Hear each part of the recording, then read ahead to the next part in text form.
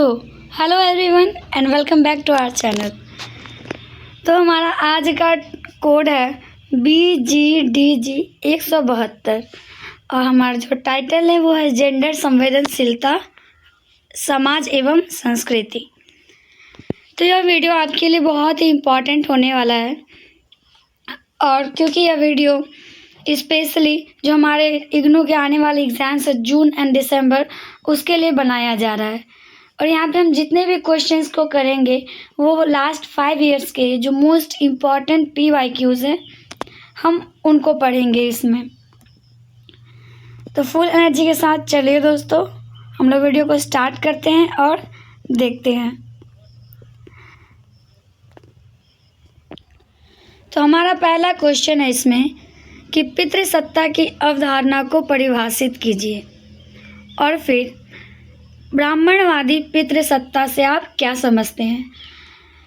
तो first of all इसमें हम लोग पढ़ने जा रहे हैं ये पितृसत्ता क्या है और उसके बाद जो ब्राह्मणवादी पितृसत्ता क्या है वो क्या है। तो इसमें हम 2 चीज़ पढ़ेंगे, पितृसत्ता और ब्राह्मणवादी पितृसत्ता। तो पितृसत्ता एक ऐसी सामाजिक व्यवस्था है जिसमें पुरुषों को महिलाओं की तुलना में अधिक शक्ति, अधिकार और नियंत्रण प्राप्त है। तो ये जो ऐसा सामाजिक व्यवस्था है जो हमारा पितृसत्ता है, एक ऐसा सामाजिक व्यवस्था है जिसमें जो पुरुष है, मेल्स है, उनको स्त्रियों की तुलना में उनके पास ज़्यादा शक्ति, अधिकार और नियंत्रण होता है। परिवार, समाज, धर्म, राजनीति और आर्थिक क्षेत्रों में पुरुष की प्रभुत्व दिखाई देता है। इस व्यवस्था में महिलाओं की भूमिका सीमित कर दी जाती है तथा उनसे पारंपरिक कार्यों की अपेक्षा की जाती है। अब इसकी मुख्य विशेषताएं क्या होती हैं। जो पितृसत्ता है इसका पहला विशेषता ये होता है कि पुरुषों को परिवार का मुखिया माना जाता है। तो जो परिवार के मुखिया होते हैं वो कौन होते हैं, वो होते हैं पुरुष। जो भी घर के पुरुष होते हैं वो, और उन्हीं के पास जितने भी अधिकार हैं सब उन्हें प्राप्त होते हैं। उसके बाद अगला है हमारा महिलाओं की स्वतंत्रता पर नियंत्रण रखा जाता है। संपत्ति और निर्णय लेने का अधिकार अधिकतर पुरुषों के पास होता है। लड़का और लड़की में भेदभाव किया जाता है। महिलाओं के श्रम को कम महत्व दिया जाता है। तो बेसिकली इसकी जो विशेषता है वो क्या क्या है। तो इसमें क्या होता था, जो पुरुष होता था वही हमारे घर का मुखिया होता था, वही सब कुछ देखभाल करता था। और जो इसमें होता क्या था, इस व्यवस्था में जो महिलाएं हैं उस पर ना बहुत ज़्यादा उस पर कंट्रोल किया जाता था, बहुत कंट्रोल में रखा जाता था। और जो भी संपत्ति और जितना भी मतलब निर्णय लेने का काम होता था वो ज़्यादातर पुरुष के ही पास होता था। लड़का लड़के में भेदभाव किया जाता था और जो महिलाओं का जो श्रम होता था, जो भी मेहनत है, उसको उतना महत्व नहीं दिया जाता था। अब हम आगे बढ़ते हैं और देखते हैं क्या था हमारा ब्राह्मणवादी पितृसत्ता। तो ये ब्राह्मणवादी पितृसत्ता क्या है, अब इसको देखते हैं। तो ब्राह्मणवादी पितृसत्ता वह व्यवस्था है जिसमें जाति व्यवस्था और पितृसत्ता मिलाकर महिलाओं को नियंत्रित करती है। तो इसमें क्या होता है, इसमें जाति व्यवस्था और जो पितृसत्ता दोनों मिलकर महिलाओं को नियंत्रित करती है। इसमें महिलाओं के विवाह, व्यवहार और स्वतंत्रता पर कठोर नियम लगाए जाते हैं ताकि जाति व्यवस्था बनी रहे। तो इसमें क्या होता है कि जो भी लड़कियों का शादी होता है उसके व्यवहार होते हैं और जो भी उसका फ्रीडम है उस पर बहुत ही एक हार्ड कानून लगाया जाता है, वो भी इसलिए ताकि उसका जो जाति व्यवस्था है वो बना रहे। अब जो इसकी मुख्य बातें थी वो ये थी कि इसमें अंतरजातीय विवाह का विरोध किया गया, महिलाओं की यौनिकता पर नियंत्रण रखा गया, शुद्धता और सम्मान की अवधारणा हुई इससे, और पुरुष प्रधान सामाजिक नियम हुआ। तो इसके हम उदाहरण देखते तो हमें अच्छे से समझ आएगा।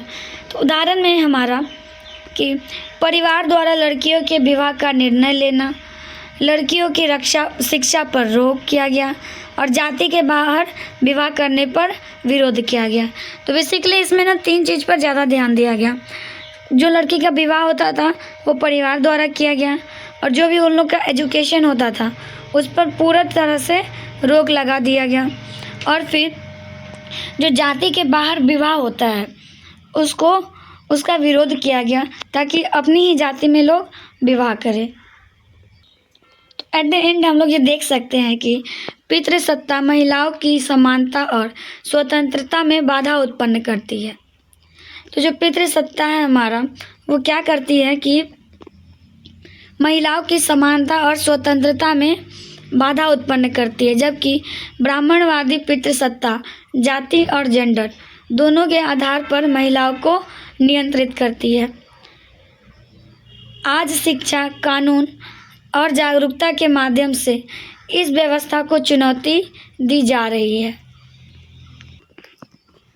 अब हम आगे बढ़ते हैं। आई होप सभी को अच्छे से समझ आ रहा होगा। अब हमारा अगला क्वेश्चन जो है, पुरुषत्व की परिभाषा दीजिए, पुरुषत्व के विभिन्न स्वरूपों की चर्चा कीजिए। तो इसमें हम लोग जानेंगे ये पुरुषत्व है क्या, और उसके बाद जो उसके विभिन्न स्वरूप हैं उनको देखेंगे। तो पुरुषत्व का अर्थ क्या है? इसका अर्थ उन गुणों, व्यवहारों और भूमिकाओं से है जिन्हें समाज पुरुष के लिए उचित मानता है। तो इसका अर्थ है कि ऐसे गुण, व्यवहार और भूमिका जो समाज है वो पुरुष के लिए उचित मानता है, वही हो जाता है पुरुषत्व। जैसे कि साहसी होना, मजबूत होना, नेतृत्व करना इत्यादि। पुरुषत्व जन्म से नहीं होता, बल्कि समाज और संस्कृति द्वारा सिखाया जाता है। अब देखते हैं हम इसके विभिन्न स्वरूप, जिसमें से पहला है हमारा पारंपरिक पुरुषत्व। तो इसमें पुरुष को शक्तिशाली, कठोर और परिवार का कमाने वाला माना जाता है। तो पारंपरिक पुरुषत्व में क्या होता है, इसमें पुरुष को शक्तिशाली और फिर कठोर और परिवार का कमाने वाला माना जाता है। उसके बाद अगला है हमारा प्रभुत्वशाली, वह रूप जिसमें पुरुष दूसरों पर नियंत्रण रखना चाहता है। तो ये जो प्रभुत्वशाली पुरुषत्व, इसमें क्या होता है, इसमें जो पुरुष है वो दूसरों पर नियंत्रण रखना चाहता है और समाज में सबसे अधिक शक्ति रखता है। उसके बाद अगला है हमारा संवेदनशील पुरुषत्व। तो इसमें क्या होता है, इसमें पुरुष भावनाओं को समझता है, महिलाओं का सम्मान करता है और समानता में विश्वास रखता है। तो बेसिकली इसमें जो पुरुष है वो क्या करते हैं, जो हमारे फीलिंग्स हैं उनको समझते हैं और महिलाओं का सम्मान करते हैं और एक समानता में विश्वास रखते हैं। उसके बाद है अगला हमारा विषाक्त पुरुषत्व। तो इसमें आक्रामकता, हिंसा और महिला को कमज़ोर समझने जैसी सोच शामिल होता है। अब हम देखते हैं कि पुरुषत्व को जो प्रभावित करने वाले कारक हैं वो क्या क्या है।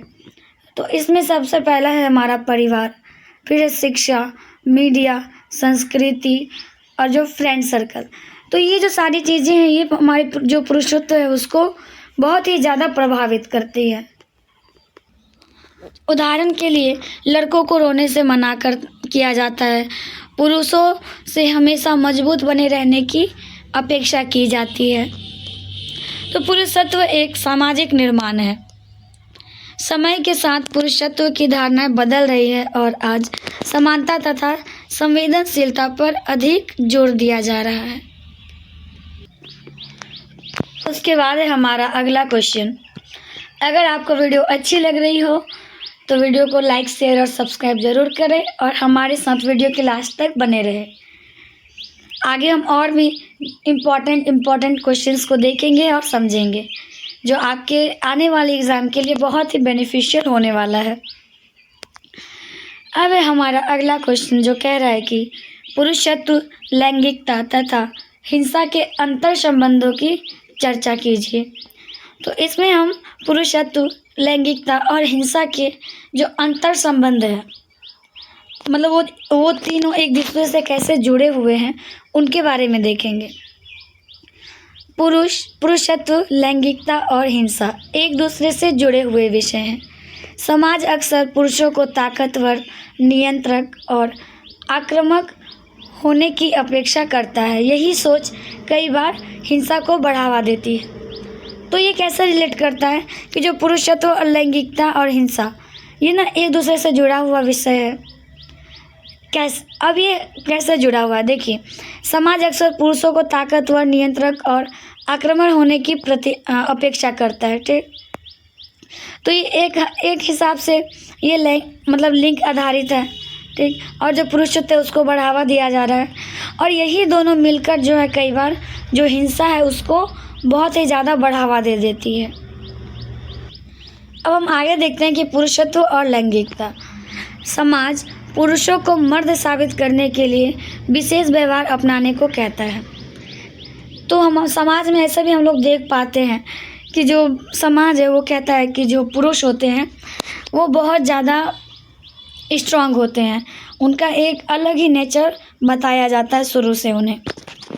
एग्जाम्पल के लिए कि वो अपने जो इमोशंस है, फीलिंग्स है, वो उनको नहीं दिखाते, और वो जो हम लेडीज़ हैं, महिलाएं हैं, उन पर नियंत्रण रखते हैं, और फिर अपने शक्ति होने का और ताकतवर होने का प्रदर्शन करते हैं। और इससे क्या होता है, जो हमारा लैंगिक असमानता है, कहीं ना कहीं पुरुष और स्त्री में भेदभाव बढ़ जाता है। अब देखते हैं इसका हिंसा से कैसे संबंध है। तो जब पुरुष अपनी शक्ति दिखाने के लिए आक्रामक व्यवहार करते हैं तो उससे हिंसा उत्पन्न होती है। जैसे हिंसा के रूप हैं घरेलू हिंसा, यौन हिंसा, मानसिक हिंसा, और फिर सार्वजनिक स्थानों पर महिलाओं को परेशान करना। अब देखते हैं इसमें कि समाज और मीडिया का जो भूमिका है क्या है। तो फिल्में और मीडिया कई बार पुरुषों को आक्रामक रूप में दिखाते हैं, इससे गलत धारणाएं मजबूत होती है। जैसे के लिए दहेज हिंसा, महिलाओं पर नियंत्रण रखने की कोशिश, लड़कों को कमज़ोर ना दिखने की सीख देना। तो ये जो हम लोगों ने देखा, तो ये समाज और मीडिया के दृष्टिकोण से देखा कि वो जो पुरुषों को कैसे दिखाते हैं। अब इसका समाधान क्या हो सकता है, कैसे हम लोग इस चीज़ को कम कर सकते हैं। तो जेंडर समानता की हमें शिक्षा देना पड़ेगा, महिलाओं के प्रति सम्मान करना पड़ेगा, हिंसा विरोधी कानून अपनाना पड़ेगा, और संवेदनशील पुरुषत्व को बढ़ावा देना पड़ेगा। तो जो पुरुषत्व की गलत धारणाएं लैंगिक हिंसा को बढ़ाती है। समाज में समानता और सम्मान की भावना विकसित करना आवश्यक है। तो जो पुरुषत्व की धारणा है वो बहुत ही गलत तरीके से एक हिसाब से जो लैंगिक हिंसा है उसको बढ़ावा देती है, और इसी चीज़ को हम लोग को बहुत कंट्रोल करने का और सुधारने। उसके बाद हम आगे बढ़ते हैं। हमारा अगला क्वेश्चन है, क्या मीडिया स्त्रीत्व एवं पुरुषत्व की धारणाओं को मजबूत करता है? उदाहरण सहित स्पष्ट कीजिए। तो इसमें एक क्वेश्चन पूछ रहा है कि मीडिया जो है वो जो स्त्रीत्व और पुरुषत्व है वो दोनों की धारणाओं को मजबूत करता है क्या? तो उदाहरण के साथ हम देखेंगे कि कैसे। तो मीडिया समाज का एक महत्वपूर्ण हिस्सा है। टीवी, फिल्म, विज्ञापन, सोशल मीडिया और समाचार लोगों की सोच को प्रभावित करता है। मीडिया कई बार स्त्रीत्व और पुरुषत्व की पारंपरिक धारणाओं को मजबूत करता है। अब हम देखते हैं कि मीडिया में जो स्त्रीत्व है उसका क्या छवि है। तो मीडिया में महिलाओं को अक्सर सुंदर, भावुक, घरेलू कार्य करने वाली और कमज़ोर दिखाया जाता है। तो मीडिया है वो महिलाओं को सुंदर, भावुक और काम करने वाले घर की और कमज़ोर दिखाता है, और वहीं पुरुष को शक्तिशाली, साहसी, निर्णय लेने वाला, कम भावुक दिखाया जाता है।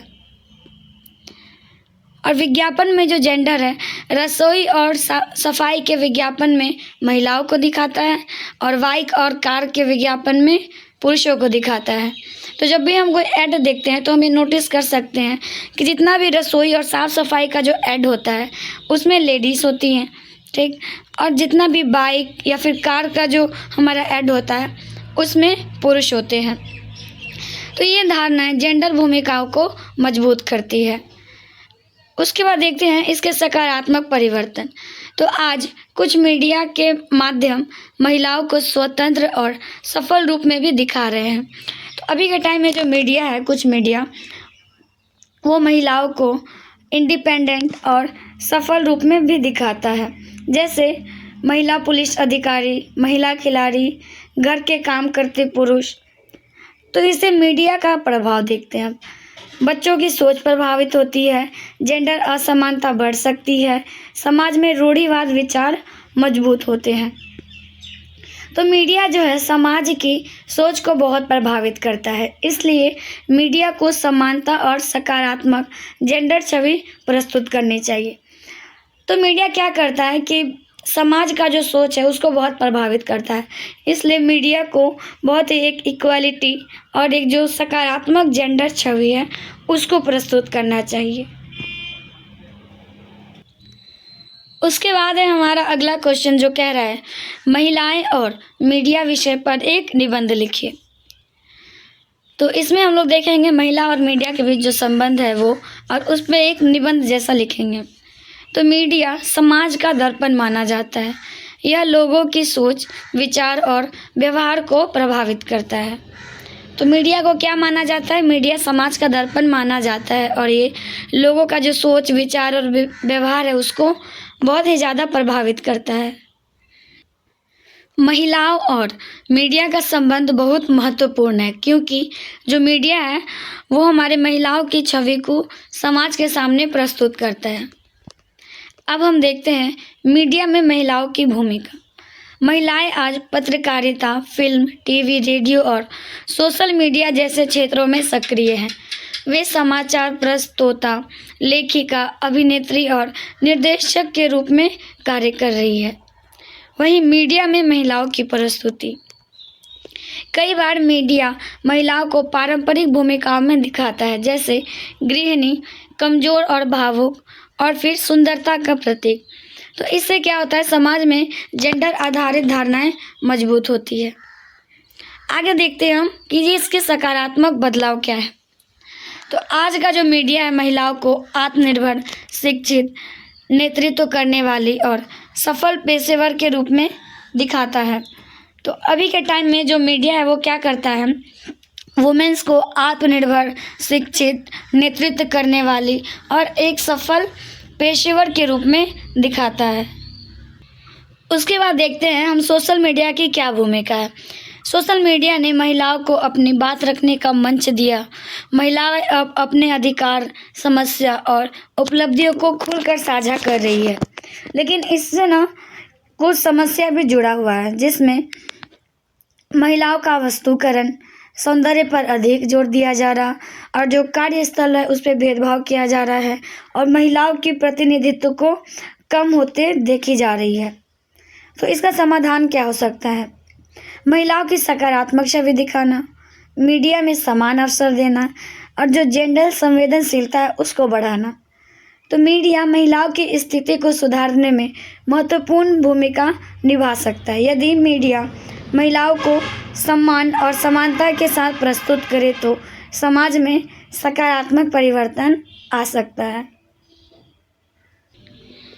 उसके बाद है हमारा अगला क्वेश्चन जो कह रहा है कि भारतीय मीडिया में जेंडर की भूमिका का परीक्षण कीजिए। तो भारतीय मीडिया समाज को प्रभावित करने वाला महत्वपूर्ण माध्यम है। टीवी, समाचार पत्र, फिल्में और सोशल मीडिया लोगों की सोच और व्यवहार को बदलने की क्षमता रखते हैं। जेंडर के संदर्भ में मीडिया की भूमिका बहुत ही महत्वपूर्ण है। मीडिया में जेंडर की प्रस्तुति। तो मीडिया अक्सर पुरुषों और महिलाओं को अलग अलग भूमिकाओं में प्रस्तुत करता है, जिसमें वो महिलाओं को गृहिणी, सुंदर और भावुक और परिवार की देखभाल करने वाली के रूप में प्रस्तुत करता है। वहीं पुरुषों की छवि उसमें शक्तिशाली, कमाने वाला और निर्णय लेने वाला होता है। तो फिल्मों और विज्ञापनों का प्रभाव। तो फिल्मों और विज्ञापनों में महिलाओं को कई बार केवल आकर्षक का साधन बनाया जाता है। इससे जेंडर असमानता बढ़ती है। तो कई बार जो हमारे फिल्म और ऐड होते हैं उसमें वुमेन्स को बहुत ज़्यादा ही बस एक आकर्षण का साधन बनाया जाता है और इससे क्या होता है, जो हमारा जेंडर असमानता है वो बढ़ता है। सकारात्मक भूमिका क्या है इसकी? तो आज मीडिया महिलाओं को उपलब्धियों को भी दिखा रहा है। तो अभी के टाइम में जो मीडिया है वो हमारा जो अचीवमेंट है वुमेन्स का उसको भी दिखा रहा है, जैसे महिला खिलाड़ियों की सफलता, महिला नेताओं की भूमिका, महिला शिक्षा का महत्व। तो अब हम देखते हैं सोशल मीडिया का क्या योगदान है इसमें। सोशल मीडिया ने महिलाओं को अपनी आवाज़ उठाने का अवसर दिया। जैसे समस्या, अब इसमें क्या क्या समस्याएं हैं, तो इसमें महिलाओं का वास्तुकरण, रूढ़िवाद सोच को बढ़ावा, जेंडर भेदभाव और महिलाओं की कम भागीदारी है। तो भारतीय मीडिया समाज में जेंडर समानता लाने का प्रभावी माध्यम बन सकता है, मतलब वो बना नहीं लेकिन वो बन सकता है। इसके लिए मीडिया को जिम्मेदारी के साथ महिलाओं और पुरुषों की संतुलित एवं सम्मानजनक छवि प्रस्तुत करनी चाहिए। अब हम आगे बढ़ते हैं और देखते हैं हमारा अगला क्वेश्चन। तो हमारा अगला क्वेश्चन कह रहा है कि भाषा के प्रयोग में स्त्री एवं पुरुष के अंतर का वर्णन कीजिए उदाहरण के साथ। तो इसमें हम देखेंगे कि स्त्री और पुरुष दोनों के दोनों जो अपने अपने भाषा प्रयोग करते हैं उनके बारे में, कि कैसे कैसे भाषा दोनों प्रयोग करते हैं और उदाहरण देके भी उसमें समझाना है। तो भाषा संचार का महत्वपूर्ण माध्यम है। समाज में स्त्री और पुरुष भाषा का प्रयोग अलग अलग तरीके से करते हैं। यह अंतर सामाजिक और सांस्कृतिक कारणों से उत्पन्न होता है।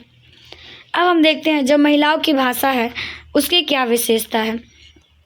तो जो महिलाओं की भाषा होती है वो विनम्र और नरम भाषा का प्रयोग करती है, भावनात्मक अभिव्यक्ति अधिक होता है, शिष्ट शब्दों का उपयोग करती है और बातचीत में सहयोगात्मक शैली प्रस्तुत करती है।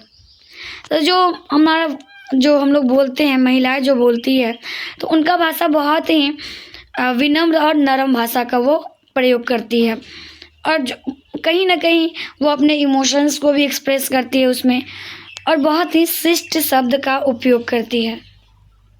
वहीं जो पुरुषों की भाषा की विशेषता है उसमें आदेशात्मक भाषा, आत्मविश्वास और अधिकार का प्रदर्शन, कम भावनात्मक अभिव्यक्ति, प्रतिस्पर्धात्मक शैली। पुरुष कई बार सीधे आदेश देने वाली भाषा का भी प्रयोग करते हैं। अब समाज की भूमिका। बचपन से ही लड़कियों को विनम्र और शांत रहने की शिक्षा दी जाती है, जबकि लड़कों को मजबूत और प्रभावशाली बनने के लिए प्रेरित किया जाता है। तो ये हम अपने समाज में भी, गांव में भी देख सकते हैं कि बचपन से ही जो है लड़कियों को बहुत ही विनम्र और जो शांत रहने का शिक्षा दिया जाता है, उन्हें बताया जाता है, जबकि लड़कों के साथ वैसा नहीं होता, उनको मजबूत और प्रभावशाली बनने के लिए कहा जाता है। अब हम देखते हैं मीडिया और भाषा। फिल्मों और धारावाहिकों में भी महिलाओं और पुरुषों की भाषा को अलग अलग रूप में दिखाया जाता है, जिसके प्रभाव है जेंडर आधारित धारणाएं मजबूत होती है, महिलाओं को कम प्रभावशाली माना जाता है और सामाजिक असमानता बढ़ सकती है। तो भाषा का अंतर जैविक नहीं बल्कि सामाजिक निर्माण है। समानता और सम्मानपूर्ण भाषा का प्रयोग समाज में सकारात्मक बदलाव ला सकता है। उसके बाद है हमारा अगला क्वेश्चन जो कह रहा है समाज एवं संस्कृति के संदर्भ में जेंडर की सामाजिक संरचना की व्याख्या कीजिए। तो हमारा क्वेश्चन क्या है कि समाज एवं संस्कृति के संदर्भ में जेंडर की सामाजिक संरचना की व्याख्या कीजिए। तो इसमें हम देखेंगे कि पहले कि जेंडर की सामाजिक संरचना का अर्थ क्या है। तो इसका अर्थ है कि समाज और संस्कृति पुरुषों तथा महिलाओं के लिए अलग अलग भूमिकाएं, व्यवहार और जिम्मेदारियां निर्धारित करती है। तो जेंडर की जो सामाजिक संरचना है उसका मतलब है कि जो समाज है, समाज और संस्कृति पुरुष और महिलाओं के लिए जो अलग अलग भूमिका, व्यवहार और जिम्मेदारी है वो निर्धारित करती है। जेंडर केवल जैविक अंतर नहीं है बल्कि यह सामाजिक रूप से निर्मित अवधारणा है। जेंडर की सामाजिक संरचना। तो समाज बचपन से ही लड़कों और लड़कियों को अलग अलग तरीके से व्यवहार करना सिखाता है। जैसे लड़कों को मजबूत और साहसी बनने के लिए और लड़कियों को शांत और घरेलू कार्य सीखने के लिए। अब देखते हैं संस्कृति की क्या भूमिका है। हर समाज की संस्कृति जेंडर भूमिकाओं को प्रभावित करती है और सांस्कृतिक प्रभाव में जो हमारा पहनावा, भाषा, कार्य विभाजन, परंपराएं और परिवार और शिक्षा की भूमिका होती है। तो परिवार बच्चों को जेंडर आधारित व्यवहार सिखाता है। विद्यालय और समाज में भी इन धारणाओं को मजबूत करते हैं। अब देखते हैं मीडिया की क्या भूमिका है इसमें। फिल्में, टीवी और विज्ञापन पुरुषों और महिलाओं को अलग अलग छवियां प्रस्तुत करते हैं। जेंडर सामाजिक निर्माण क्यों है? समय के साथ जेंडर भूमिका बदलती रहती है। अलग अलग समाजों में जेंडर की धारणाएं अलग होती है। इसके प्रभाव से इसका क्या प्रभाव होता है? जेंडर असमानता, महिलाओं और जो उनके अवसर होते हैं उनमें भेदभाव, और फिर जो फ्रीडम होता है वुमेंस का, उस पर बहुत ही कंट्रोल कर लिया जाता है। तो जेंडर समाज और संस्कृति द्वारा निर्मित होता है। समानता आधारित समाज के लिए जेंडर संबंधी रूढ़ियों को बदलना आवश्यक है। तो जेंडर जो है समाज और संस्कृति द्वारा निर्मित होता है। समानता आधारित समाज के लिए जो जेंडर संबंधी रूढ़ी है उनको बदलना। उसके बाद है हमारा अगला क्वेश्चन जो कह रहा है लिंग, जेंडर तथा जेंडर भूमिकाओं की अवधारणा को उदाहरण सहित समझाइए। तो इसमें हम लोग लिंग के बारे में जानेंगे, जेंडर के बारे में जानेंगे और जेंडर की भूमिका है उनके बारे में जानेंगे और एग्जाम्पल के साथ। तो लिंग, जेंडर और जेंडर भूमिकाएं समाज में व्यक्ति की पहचान और भूमिकाओं को समझने के महत्वपूर्ण आधार हैं। ये तीनों एक दूसरे से जुड़े हुए हैं लेकिन इनका अर्थ अलग अलग है। पहले देखते हैं लिंग। तो लिंग का संबंध जैविक अंतर से होता है। यह जन्म के समय शरीर की संरचना के आधार पर निर्धारित होती है। तो लिंग का संबंध जो है जैविक अंतर से होता है और ये जन्म के समय शरीर की संरचना के आधार पर निर्धारित होती है, जैसे कि पुरुष या महिला। अब हम देखते हैं ये जेंडर क्या है। तो जेंडर सामाजिक और सांस्कृतिक अवधारणा है। तो जेंडर क्या है हमारा? ये सामाजिक और सांस्कृतिक अवधारणा है। समाज तय करता है कि पुरुष और महिलाओं को कैसे व्यवहार करना चाहिए। तो जेंडर में क्या करता है, जो समाज है वो ये निर्धारण करता है कि पुरुष और महिलाओं के जो व्यवहार हैं वो कैसे होने चाहिए। जैसे लड़कों को मजबूत माना जाता है और लड़कियों को भावुक माना जाता है। तो ऐसा कुछ पहले से नहीं था, ये समाज ने इन्हें बनाया है और समाज ने कहा है कि लड़के जो है वो मजबूत होंगे और लड़कियां जो है वो भावुक होंगे। अब हम देखते हैं जेंडर भूमिकाएं। समाज द्वारा निर्धारित कार्य और जिम्मेदारियां जेंडर भूमिकाएं कहलाती है। तो जेंडर भूमिका क्या है? जो समाज द्वारा जो निर्धारित कार्य और जो भी हमारी जिम्मेदारी है वही जेंडर भूमिका कहलाता है। जैसे महिलाओं को घरेलू कार्य से जोड़ना और पुरुषों को कमाने वाला मानना। अब हम देखते हैं जेंडर भूमिकाओं के जो स्रोत हैं उन्हें। तो इनके स्रोत में है परिवार, शिक्षा, धर्म, मीडिया और संस्कृति। इसका क्या प्रभाव है? तो जेंडर भूमिकाओं का प्रभाव असमानता बढ़ती है, जो अवसर होते हैं वो सीमित होते हैं और महिलाओं पर अधिक जिम्मेदारी आती है। तो लिंग जैविक है जबकि जेंडर और जेंडर भूमिकाएं सामाजिक निर्माण है। तो इस एट द एंड हम लोग क्या कह सकते हैं, जो लिंग है वो जैविक है और जो जेंडर और जेंडर भूमिकाएं हैं वो सामाजिक निर्माण है। समानता के लिए जेंडर आधारित भेदभाव को समाप्त करना आवश्यक है। तो अगर हम लोग को समानता चाहिए तो उसके लिए हमें जो जेंडर आधारित भेदभाव हो रहा है उसको समाप्त करना हमें बहुत ज़रूरी है। आगे है हमारा जेंडर आधारित हिंसा की परिभाषा दीजिए तथा भारत में इसके विभिन्न स्वरूपों की चर्चा कीजिए।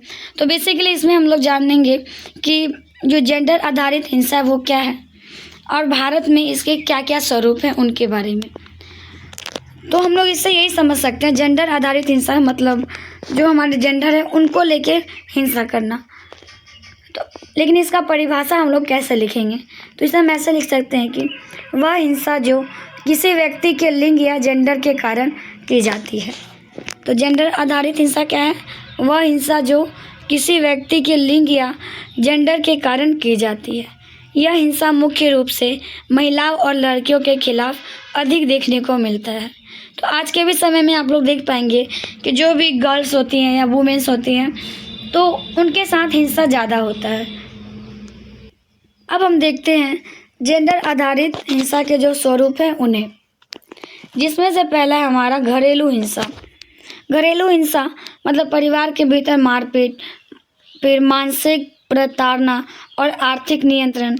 फिर दहेज हिंसा, दहेज की मांग न पूरी होने पर महिलाओं को परेशान करना।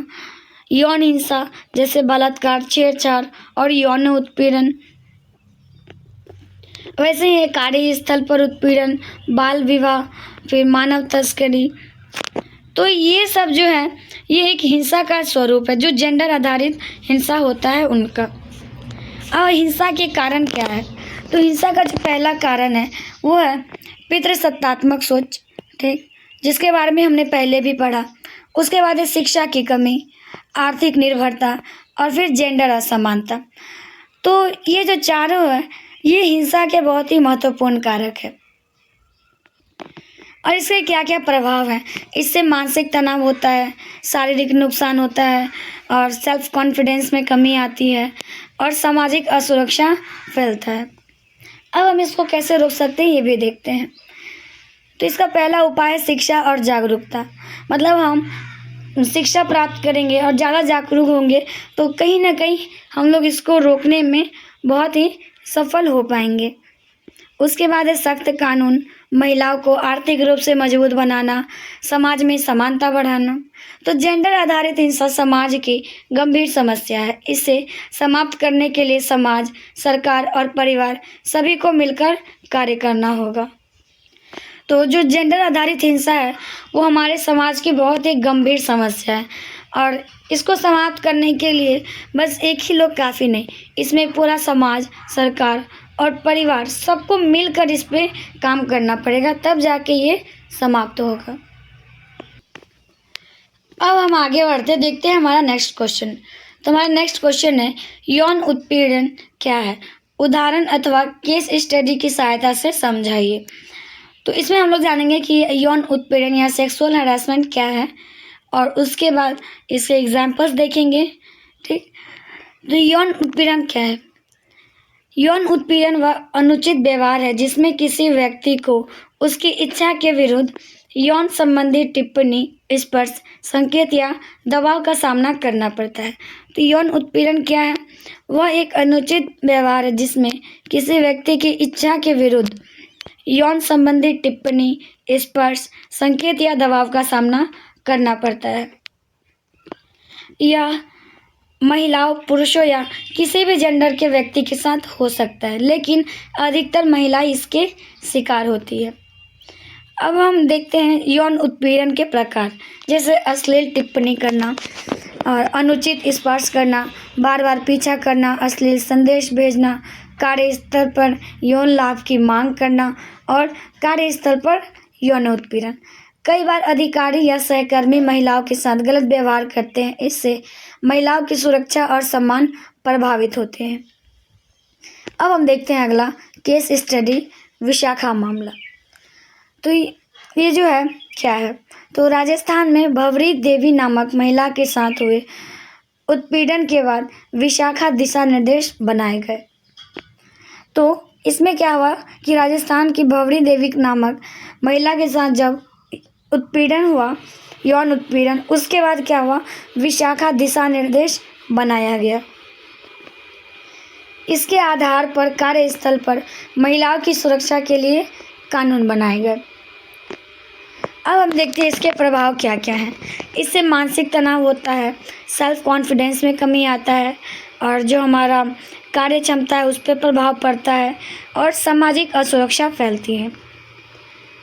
इसके रोकथाम के उपाय, इसके लिए हमें सख्त कानून बनाना पड़ेगा, जागरूकता अभियान चलाना पड़ेगा, शिकायत समिति का गठन करना पड़ेगा और महिलाओं की सुरक्षा सुनिश्चित करनी पड़ेगी।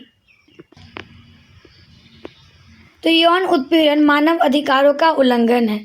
सुरक्षित और सम्मानजनक वातावरण के लिए समाज को संवेदनशील बनाना आवश्यक है। तो इसमें हमने क्या जाना, यौन उत्पीड़न के बारे में जाना। उसके बाद हम आगे देखते हैं। तो परिवार संस्था की प्रकृति एवं कार्यों का आलोचनात्मक मूल्यांकन कीजिए। तो इसमें पहले हम जानेंगे कि परिवार संस्था है क्या, इसका प्रकृति क्या है और इसके कार्य क्या हैं। तो परिवार जो है समाज की सबसे महत्वपूर्ण सामाजिक संस्था है।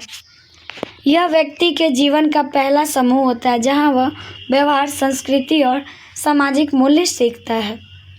तो किताबी भाषा में हम लोग क्या कह सकते हैं, जो परिवार है समाज की सबसे महत्वपूर्ण सामाजिक संस्था है और यह व्यक्ति के जीवन का पहला समूह है जहां वह व्यवहार, संस्कृति और सामाजिक मूल्य सीखता है।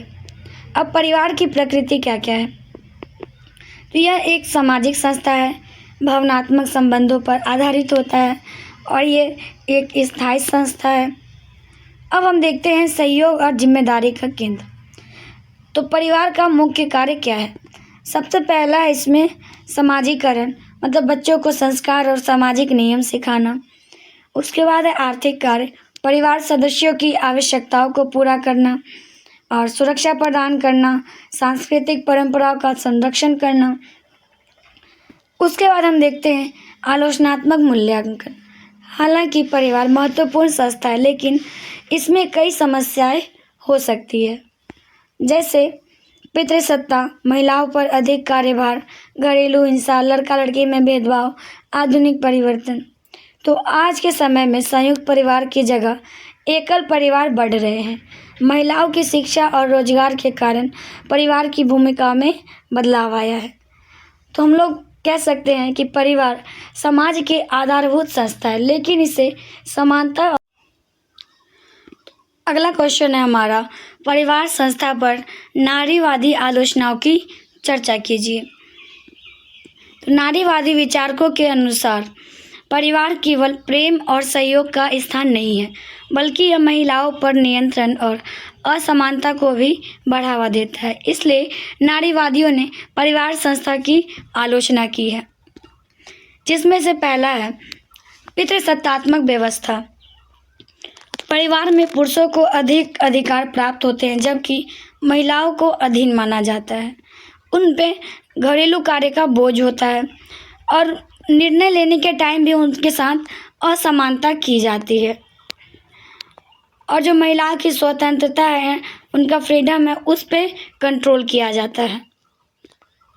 अब देखते हैं इनके दृष्टिकोण, नारीवाद के विभिन्न दृष्टिकोण, जिसमें से पहला है हमारा उदारवादी नारीवाद। तो ये जो है समान अधिकार और अवसर की मांग करता है। तो हमारा जो उदारवादी नारीवाद है वो क्या करता है, ये समान अधिकार और अवसर की मांग करता है। अगला है हमारा मार्क्सवादी नारीवाद। यह महिलाओं के आर्थिक शोषण पर ध्यान देता है। और उग्रवादी नारीवाद पितृसत्ता को महिलाओं के शोषण का मुख्य कारण मानता है। तो जो उग्रवादी नारीवाद है ये पितृसत्ता को महिलाओं के शोषण का मुख्य कारण मानता है। तो नारीवाद दृष्टिकोण परिवार में समानता और महिलाओं के अधिकारों की आवश्यकता पर जोर देता है। परिवार को न्यायपूर्ण और समानता आधारित संस्था बनाना आवश्यक है। तो नारीवादी दृष्टिकोण क्या करता है, परिवार में समानता और महिलाओं के अधिकारों की आवश्यकता पर जोर देता है। परिवार को न्यायपूर्ण और समानता आधारित संस्था बनाना आवश्यक है। अब है हमारा अगला क्वेश्चन, मातृत्व एवं पितृत्व की अवधारणा का जेंडर परिप्रेक्ष्य में आलोचनात्मक मूल्यांकन कीजिए। अगला क्वेश्चन क्या कह रहा है कि मातृत्व एवं पितृत्व की अवधारणा का जेंडर परिप्रेक्ष्य में आलोचनात्मक मूल्यांकन कीजिए। तो मातृत्व और पितृत्व समाज द्वारा निर्धारित महत्वपूर्ण भूमिकाएं हैं। पारंपरिक समाज में मातृत्व को महिलाओं और पितृत्व को पुरुषों की मुख्य जिम्मेदारी माना गया है। अब हम आगे देखते हैं मातृत्व की अवधारणा। मातृत्व को त्याग, प्रेम और देखभाल से जोड़ा जाता है। तो मातृत्व को किससे जोड़ा जाता है, त्याग, प्रेम और देखभाल से। महिलाओं से बच्चे की परवरिश और घरेलू कार्यों की अपेक्षा की जाती है। फिर वहीं पुरुष पितृत्व की अवधारणा, पुरुषों को परिवार का कमाने वाला और रक्षक माना जाता है। उनसे आर्थिक जिम्मेदारी निभाने की अपेक्षा की जाती है। अब हम देखते हैं जेंडर परिप्रेक्ष्य। समाज महिलाओं और पुरुषों के लिए अलग अलग भूमिकाएं तय करता है, जिसमें से महिलाओं पर प्रभाव अधिक घरेलू कार्यभार, करियर में बाधा और आर्थिक निर्भरता होती है। वहीं पुरुष पर प्रभाव भावनाएं व्यक्त न करने का दबाव और केवल कमाने वाले की भूमिका होती है। तो मातृत्व और पितृत्व दोनों की जिम्मेदारियां समान रूप से बांटी जानी चाहिए, ताकि परिवार में समानता और सहयोग बढ़ सके। अब हम आगे बढ़ते हैं और है हमारा अगला क्वेश्चन, प्रजनन स्वास्थ्य के सूचक क्या हैं? भारत की प्रजनन स्वास्थ्य नीतियों का आलोचनात्मक मूल्यांकन कीजिए। तो पहले हम जानते हैं प्रजनन स्वास्थ्य क्या है इसमें। तो प्रजनन स्वास्थ्य का अर्थ केवल बीमारी का अभाव नहीं, बल्कि शारीरिक, मानसिक और सामाजिक रूप से स्वस्थ जीवन से है। तो प्रजनन स्वास्थ्य का अर्थ किससे है? ये केवल बीमारी से नहीं, बल्कि शारीरिक, मानसिक और सामाजिक रूप से स्वस्थ जीवन से है। यह महिलाओं और पुरुषों दोनों के स्वास्थ्य से जुड़ा हुआ है। अब हम प्रजनन स्वास्थ्य के जो मुख्य सूचक है उनको देखते हैं, जिसमें से मातृ मृत्यु दर, शिशु मृत्यु दर, सुरक्षित प्रसव, परिवार नियोजन की सुविधा, पोषण स्तर, स्वास्थ्य सेवाओं की उपलब्धता। उसके बाद हम देखते हैं भारत की प्रजनन स्वास्थ्य नीति। तो भारत सरकार ने महिलाओं और बच्चों के स्वास्थ्य सुधार के लिए कई योजनाएं चलाई, जिसमें से हमारा कुछ यहाँ पे प्रमुख योजना दिया गया है। पहला है राष्ट्रीय स्वास्थ्य मिशन, जननी सुरक्षा योजना, उसके बाद परिवार नियोजन कार्यक्रम। उसके बाद है इसका सकारात्मक पक्ष। तो इसके सकारात्मक पक्ष में क्या क्या है? मातृ मृत्यु दर में कमी, अस्पताल में प्रसव बढ़े, टीकाकरण में सुधार, फिर जागरूकता में वृद्धि। अब इसमें समस्याएं क्या क्या आई? तो ग्रामीण क्षेत्रों में स्वास्थ्य सुविधाओं की कमी, महिलाओं में कुपोषण, शिक्षा की कमी, गरीब वर्ग तक सेवाओं का सीमित पहुंच, आलोचनात्मक मूल्यांकन। हालांकि सरकार ने कई योजनाएं शुरू की, लेकिन सभी लोगों तक समान रूप से सुविधा नहीं पहुंच पाया। तो प्रजनन स्वास्थ्य समाज के लिए विकास के लिए आवश्यक है। बेहतर स्वास्थ्य सेवाएं, शिक्षा और जागरूकता के माध्यम से इसे और मजबूत बनाया जा सकता है। अब नेक्स्ट क्वेश्चन, प्रजनन अधिकार तथा प्रजनन स्वास्थ्य में अंतर स्पष्ट कीजिए। तो इसमें हम क्या पढ़ेंगे? इसमें हम लोग प्रजनन अधिकार और प्रजनन स्वास्थ्य के बीच जो अंतर है उनको जानेंगे। तो प्रजनन अधिकार और प्रजनन स्वास्थ्य दोनों एक दूसरे से जुड़े हुए विषय हैं, लेकिन इनका जो अर्थ है वो अलग अलग है। दोनों का संबंध व्यक्ति के स्वास्थ्य, स्वतंत्रता और सम्मान से है। तो पहले हम लोग देखते हैं प्रजनन स्वास्थ्य। प्रजनन स्वास्थ्य का अर्थ है कि व्यक्ति शारीरिक, मानसिक और सामाजिक रूप से स्वस्थ हो तथा उसे सुरक्षित प्रजनन संबंधी सेवाएं प्राप्त हो। और इसके मुख्य तत्व क्या क्या हैं? इसके मुख्य तत्व है सुरक्षित मातृत्व, परिवार नियोजन, प्रसव पूर्व और प्रसव बाद देखभाल, यौन रोगों से सुरक्षा, पोषण और स्वास्थ्य सेवाएं। अब हम देखते हैं प्रजनन अधिकार। प्रजनन अधिकार का अर्थ है कि व्यक्ति को अपने प्रजनन संबंधी निर्णय स्वयं लेने का अधिकार हो। और इसके जो अधिकार, प्रजनन अधिकार के मुख्य तत्व है वो है विवाह का निर्णय लेने का अधिकार, बच्चे पैदा करने या ना करने का अधिकार, परिवार नियोजन का अधिकार, सुरक्षित गर्भपात का अधिकार और स्वास्थ्य सेवाओं तक समान पहुंच।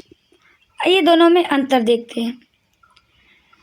तो इसका पहले अर्थ है, दोनों का अर्थ देखते हैं, दोनों का अर्थ अलग अलग है। तो अर्थ में ये स्वास्थ्य संबंधी स्थिति है और इसमें निर्णय लेने की स्वतंत्रता होती है। और मुख्य उद्देश्य, तो प्रजनन स्वास्थ्य का मुख्य उद्देश्य है स्वस्थ जीवन, और इसका अधिकार क्या है? अधिकार और स्वतंत्रता। और केंद्र में है कि ये स्वास्थ्य सेवाएं हैं और ये मानव अधिकार केंद्र है। तो प्रजनन स्वास्थ्य और प्रजनन अधिकार दोनों महिलाओं और समाज के विकास के लिए आवश्यक है। जागरूकता और बेहतर स्वास्थ्य सेवाएं से इनका संरक्षण किया जा सकता है। तो ये दोनों जो है महिला और समाज दोनों के विकास के लिए आवश्यक है। जागरूकता और बेहतर स्वास्थ्य सेवाओं से इनका संरक्षण किया जा सकता है। उसके बाद है हमारा नेक्स्ट, कार्य की परिभाषा दीजिए तथा कार्य पर पारंपरिक एवं समकालीन बहसों की चर्चा कीजिए। तो पहले हम जानते हैं कि कार्य क्या है। तो कार्य वह गतिविधि है जिसके माध्यम से व्यक्ति अपनी आवश्यकताओं को पूर्ति करता है। तो कार्य क्या है? कार्य वह गतिविधि जिसके माध्यम से व्यक्ति अपनी आवश्यकताओं को पूरी करता है। कार्य शारीरिक या मानसिक दोनों प्रकार का हो सकता है। यह केवल वेतन प्राप्त करने तक सीमित नहीं बल्कि घरेलू कार्य भी इसमें शामिल है। अब हम आगे देखते हैं कार्य की पारंपरिक अवधारणा। पारंपरिक समाज में कार्य को पुरुष और महिलाओं के आधार पर बांटा गया था। पारंपरिक दृष्टिकोण, इसमें क्या होता था, पुरुष बाहर जाकर कमाते थे और महिलाएं घरेलू काम करती थी। घरेलू कार्य को आर्थिक महत्व नहीं दिया जाता था। देखते हैं इसके समकालीन बहस। तो आज कार्य की अवधारणा में बदलाव आया है, जिसमें प्रमुख बहस में है घरेलू कार्य की मान्यता और मतलब जो हमारा महिलाओं के घरेलू काम होते हैं उनको महत्वपूर्ण माना जाने लगा। महिलाओं समान कार्य के लिए समान वेतन की मांग कर रही हैं। उसके बाद महिलाओं के लिए सुरक्षित वातावरण की आवश्यकता पर जोर दिया जा रहा है। आज पुरुष और महिलाएं दोनों परिवार और नौकरी की जिम्मेदारियां निभा रही है। अब देखते हैं कार्य के प्रकार, जिसमें से पहला भुगतान करने वाला कार्य, बिना भुगतान वाला कार्य और देखभाल संबंधी कार्य। लेकिन इसमें भी जो है कुछ समस्याएं आती है, जैसे जेंडर भेदभाव, कम वेतन और महिलाओं पर दोहरा कार्यभार। तो कार्य समाज और अर्थव्यवस्था का महत्वपूर्ण हिस्सा है। आधुनिक समय में सभी प्रकार के कार्यों को समान सम्मान और महत्व देना आवश्यकता है। तो जो हमारा काम है वो समाज और अर्थव्यवस्था इन दोनों का बहुत ही महत्वपूर्ण हिस्सा है। आधुनिक समय में सभी प्रकार के काम को समान। नेक्स्ट है श्रम बल सहभागिता में जेंडर अंतराल की अवधारणा का मूल्यांकन कीजिए और उदाहरण सहित समझाइए। तो श्रम बल सहभागिता में जेंडर अंतराल का अर्थ पुरुषों और महिलाओं की कार्य क्षेत्र में भागीदारी के बीच का अंतर है। तो श्रम बल सहभागिता में जेंडर अंतराल का क्या अर्थ है कि पुरुषों और महिलाओं के कार्य क्षेत्र में भागीदारी के बीच जो अंतर होता है वो है, भारत सहित कई देशों में पुरुषों की तुलना में महिलाओं की कार्य भागीदारी कम होती है। जेंडर अंतराल के कारण, जिसमें से पहला है हमारा सामाजिक धारणाएं, महिलाओं को घरेलू कार्यों तक सीमित माना जाता है। उसके बाद दूसरा है शिक्षा और कौशल की कमी, कई महिलाओं को शिक्षा और प्रशिक्षण के अवसर कम मिलते हैं। फिर उसमें घरेलू जिम्मेदारियां उनमें ज़्यादा होती है और कार्यस्थल पर उन्हें असुरक्षा मिलता है, जिसका प्रभाव है आर्थिक असमानता, महिलाओं की आर्थिक निर्भरता और राष्ट्रीय विकास में कमी। अब इसके हम उपायों को देखते हैं। तो उपाय में सबसे पहले हम महिलाओं की शिक्षा को बढ़ाएंगे, सुरक्षित कार्यस्थल का निर्माण करेंगे, समान वेतन देंगे सबको और स्किल डेवलपमेंट का कार्यक्रम चलाएंगे। तो जेंडर अंतराल समाज और अर्थव्यवस्था दोनों के लिए चुनौती है। महिलाओं को समान अवसर देकर इस अंतर को कम किया जा सकता है। तो जेंडर अंतराल जो है समाज और अर्थव्यवस्था दोनों के लिए ही बहुत चैलेंजिंग है। महिलाओं को अगर हम समान अवसर देते हैं तो इससे क्या होगा, जो अंतर है वो कम हो सकेगा। आगे हमारा विकलांगता क्या है, जेंडर के संदर्भ में इसकी चर्चा उदाहरण सहित कीजिए। तो इसमें हम जानेंगे कि विकलांगता क्या है। पहले तो विकलांगता एक ऐसी स्थिति है जिसमें व्यक्ति को शारीरिक, मानसिक या सामाजिक कारणों से सामान्य जीवन जीने में कठिनाई होती है। तो विकलांगता क्या है? तो यह एक ऐसी स्थिति है जिसमें व्यक्ति को जो शारीरिक, मानसिक या सामाजिक कारणों से जो उनका नॉर्मल डेली लाइफ है उनमें उन्हें कठिनाई होती है। विकलांगता केवल शारीरिक समस्या नहीं बल्कि सामाजिक दृष्टिकोण से भी जुड़ी होती है। अब हम देखते हैं इसके प्रकार, जिसमें से पहला है शारीरिक विकलांगता, ठीक, उसके बाद है मानसिक विकलांगता, फिर दृष्टि संबंधी विकलांगता और फिर श्रवण विकलांगता। तो ये सारे जो हैं ये विकलांगता के प्रकार हैं। उसके बाद जो टॉपिक है हमारा जेंडर और विकलांगता। तो विकलांग महिलाओं को दोहरे भेदभाव का सामना करना पड़ता है। तो जो महिलाएं विकलांग होती है ना, उनको डबल भेदभाव का जो है सामना करना पड़ता है, एक महिला होने के कारण और दूसरा विकलांग होने के कारण। तो समस्या महिला के लिए जो है शिक्षा के अवसर कम हो जाते हैं, रोजगार में भेदभाव होता है, हिंसा और शोषण का खतरा बना रहता है। वहीं पुरुषों के लिए आर्थिक जिम्मेदारी निभाने का दबाव होता है, जैसे विकलांग लड़कियों को कई बार स्कूल नहीं भेजा जाता और रोजगार में विकलांग लड़कियों को कम अवसर मिलते हैं। अब इसमें समाज की क्या भूमिका है? तो समाज अक्सर विकलांग व्यक्तियों को कमज़ोर मानता है, जिससे उनका आत्मविश्वास बहुत प्रभावित होता है। अब इसमें हम लोग सुधार कैसे कर सकते हैं? तो इसके सुधार के उपाय है समान शिक्षा, रोजगार के अवसर, सामाजिक जागरूकता और सरकारी सहायता योजनाएं। विकलांग व्यक्तियों को सम्मान और समान अवसर मिलना चाहिए। जेंडर संवेदनशील दृष्टिकोण से उनकी समस्याओं को समझना आवश्यक है। आगे हमारा शॉर्ट क्वेश्चंस, जिसमें जो है हमें कुछ छोटे छोटे टॉपिक्स दिए रहेंगे, उनके बारे में हमें लिखना होता है। तो जिसमें से पहला है हमारा नारीवाद पर संक्षिप्त टिप्पणी लिखिए। मतलब इसमें हमें नारीवाद के बारे में लिखना है। तो नारीवाद एक सामाजिक और वैचारिक आंदोलन है जिसका उद्देश्य महिलाओं को पुरुषों के समान अधिकार और अवसर दिलाना है। यह समाज में महिलाओं के साथ होने वाले भेदभाव, शोषण और असमानता का विरोध करता है। नारीवाद शिक्षा, रोजगार, राजनीति और सामाजिक जीवन में समानता की मांग करता है। नारीवाद के अनुसार महिलाओं को स्वतंत्र रूप से निर्णय लेने का अधिकार होना चाहिए। यह केवल महिलाओं के अधिकारों की बात नहीं करता बल्कि एक समान और न्यायपूर्ण समाज बनाने पर जोर देता है। अब हम देखते हैं यहाँ पे नारीवाद के प्रमुख प्रकार, जिसमें से पहला है हमारा उदारवादी नारीवाद। तो हमने लॉन्ग क्वेश्चंस में ही नारीवाद के प्रकारों को देखा था, तो फिर से हम लोग एक बार रिवाइज करते हैं। तो इसके प्रकार में पहला क्या है हमारा नारीवाद, फिर है मार्क्सवादी नारीवाद और अगला है हमारा उग्रवादी नारीवाद। तो आज नारीवाद ने महिलाओं की स्थिति सुधारने और जागरूकता बढ़ाने में महत्वपूर्ण भूमिका निभाई है। अब है अगला हमारा जेंडर भूमिकाओं पर टिप्पणी लिखिए। तो जेंडर भूमिका वे कार्य, व्यवहार और जिम्मेदारियां हैं जिन्हें समाज पुरुषों और महिलाओं के लिए निर्धारित करती है। ये भूमिकाएं सामाजिक और सांस्कृतिक रूप से निर्मित होती है, जैविक रूप से नहीं। समाज में अक्सर पुरुषों को कमाने वाला और महिलाओं को घरेलू कार्य करने वाला माना जाता है और ये जो दोनों चीज़ें हैं ये बचपन से ही हमें सिखाई जाती है।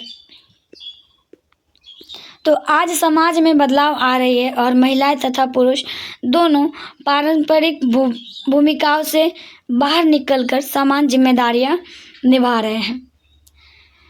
अब अगला हमारा कार्यस्थल पर यौन उत्पीड़न से जुड़े मिथक का वर्णन करें। तो कार्यस्थल पर यौन उत्पीड़न से जुड़े कई गलत मिथक समाज में प्रचलित हैं। यह मिथक महिलाओं की समस्याओं को गंभीरता से लेने में बाधा बनाते हैं, जिसमें से एक सामान्य मिथक यह है कि महिलाएं ध्यान आकर्षित करने के लिए शिकायत करती है, जबकि अधिकांश मामले वास्तविक होते हैं। और दूसरा मिथक है कि यौन उत्पीड़न केवल शारीरिक स्पर्श तक सीमित होता है, जबकि अश्लील टिप्पणी, संदेश और संकेत भी इसमें शामिल है। तो इन मिथक के कारण पीड़ित व्यक्ति शिकायत करने से डरते हैं, इसलिए इसके लिए हमें जागरूकता और संवेदनशीलता बढ़ाना बहुत ही ज़रूरी है। अगला है हमारा घरेलू हिंसा। तो घरेलू हिंसा मतलब काफ़ी लोग इससे अवेयर होंगे कि जो हमारे परिवार या घर के भीतर किसी सदस्य के साथ किया जाता है। यह हिंसा जो है शारीरिक, मानसिक, आर्थिक या भावनात्मक रूप में हो सकती है। महिलाओं के खिलाफ घरेलू हिंसा सबसे अधिक देखने को मिलते हैं और घरेलू हिंसा के जो मुख्य कारण हैं वो है पितृसत्तात्मक सोच, दहेज प्रथा, आर्थिक निर्भरता और शिक्षा की कमी। इसके कारण महिलाओं में भय, तनाव और आत्मविश्वास की कमी उत्पन्न होती है। तो वहीं भारत में जो है घरेलू हिंसा को रोकने के लिए घरेलू हिंसा से महिलाओं का संरक्षण अधिनियम 2005 बनाया गया। तो इसके लिए कौन सा अधिनियम बनाया गया? घरेलू हिंसा से महिलाओं का संरक्षण अधिनियम 2005 बनाया गया। घरेलू हिंसा को रोकने के लिए शिक्षा, जागरूकता, महिलाओं का सशक्तिकरण और सख्त कानून बहुत आवश्यक है। तो हमारे जितने भी क्वेश्चंस आंसर थे यहाँ पे समाप्त होते हैं। आई होप सभी को अच्छे से समझ आ गया होगा और हमारी यह पूरी प्रयास रहेगी कि हम आपको इजी से इजी वर्ड में सब कुछ पढ़ाएं और समझाएं। वीडियो के लास्ट तक बने रहने के लिए आप लोग का बहुत बहुत धन्यवाद। और अगर आप लोगों को ये PDF परचेज़ करना हो तो आप हमारे चैनल के डिस्क्रिप्शन से हमें कांटेक्ट कर सकते हैं और बहुत ही अफोर्डेबल प्राइस में ये PDF परचेज़ करके अपने जो एग्ज़ाम प्रिपरेशन है उसको बेटर बना सकते हैं। Thank you for watching.